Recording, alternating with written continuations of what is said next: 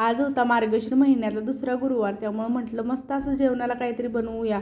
बरेच दिवस मी पुलाव वगैरे काहीच बनवलं नव्हतं, म्हणून मी आज पुलाव बनवणार होते. कुकर घेतला, कुकरमध्ये 2 चमच तेल टाकलं, तेलामध्ये खडे मसाले टाकले. खडे मसाले तडतडल्यानंतर कांदा टाकला चॉप केलेला, आणि मी एक पेस्ट बनवणार होते पुदिना, मिरची, आलं, लसूण ह्याची.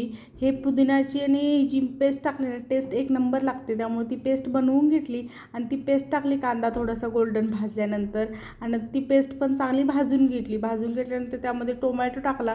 टोमॅटो पण चांगला भाजून घेतला आणि त्यामध्ये मग घरचे मसाले टाकले, हळद, थोडंसं तिखट मसाला आणि सुवाण्याचा एक बिर्याणी मसाला टाकला आहे पॅकिंग.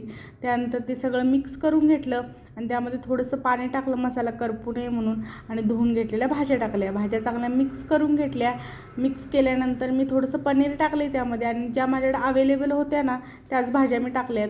थोडंसं झाकण ठेवून शिजवून घेतल्या भाज्या आणि धुवून घेतलेला बासमती राईस टाकला. राईस चांगला मिक्स करून घेतला आणि त्यामध्ये 2 ग्लास पाणी घातलं, चांगलं मिक्स करून घेतलं. मीठ टाकलं, थोडंसं तूप टाकलं आणि 2 शिट्ट्या करून घेतल्या. त्यानंतर नैवेद्याचं ताट भरायला घेतलं.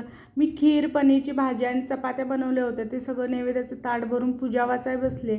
बाय, भेटू पुढच्या ब्लॉगमध्ये.